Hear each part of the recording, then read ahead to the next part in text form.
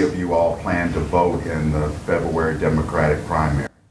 یہ افریقی امریکی نوجوان اگلے سال ووٹ ڈالیں گے، لیکن فی الحال یہ کچھ اتنے پرجوش نظر نہیں آ رہے۔ مجھے لگتا ہے کہ ہر امیدوار موجودہ صدر کو ہرانے کی کوشش کر رہا ہے۔ وہ کچھ ایسا نہیں کر رہے جو آپ کو ان کی جانب متوجہ کرے۔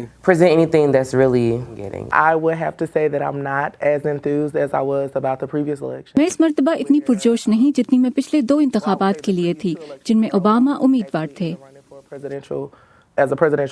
سابق نائب صدر جو بائیڈن کو ریاست ساؤتھ کیرولائنا کے ڈیموکریٹک ووٹرز میں سے 35% کی حمایت حاصل ہے۔ انہیں اپنے مد مقابل میساچوسیٹس کی سینیٹر الزبتھ وارن پر 20 پوائنٹس کی سبقت حاصل ہے۔ تجزیہ کاروں کے مطابق بائیڈن کا صدر اوباما کے ساتھ قریبی تعلق ایک ایسی ریاست میں اہمیت کا حامل ہے جس کی آبادی کی اکثریت افریقی امریکی ہے۔ مجھے کسی ایک امیدوار نے خاص متاثر نہیں کیا۔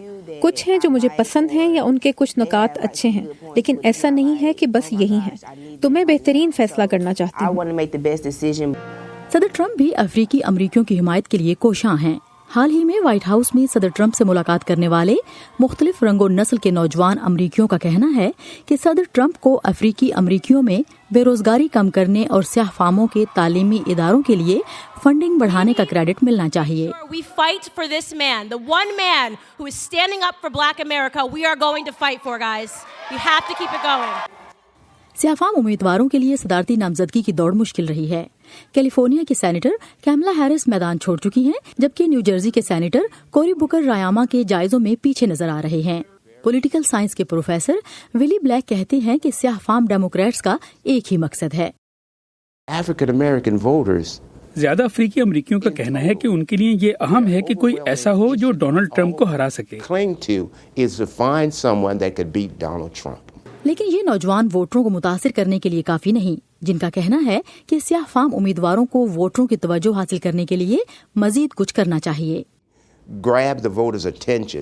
وہ ایسے منصوبے نہیں لا رہے جو ووٹر کو متوجہ کر سکیں تاکہ وہ ان کی جانب راغب ہوں۔ ڈیموکریٹک ووٹرز تبدیلی چاہتے ہیں، لیکن نوجوان صحت عامہ اور اقتصادی مواقع سے متعلق بے باک خیالات رکھنے والے امیدواروں کو پسند کرتے ہیں۔ میرے لیے صحت عامہ بہت اہم ہے، اس کے ساتھ تعلیمی قرض کی معافی بھی، کیونکہ میں میڈیکل کالج جانا چاہتی ہوں۔ بائیڈن ساؤتھ کیرولائنا کو فائر وال تصور کرتے ہیں کہ اگر وہ آئیووا اور نیو ہیمپشائر میں لڑکھڑائے، یہ وہ ریاستیں ہیں جن میں سیاہ فام کی تعداد کم ہے۔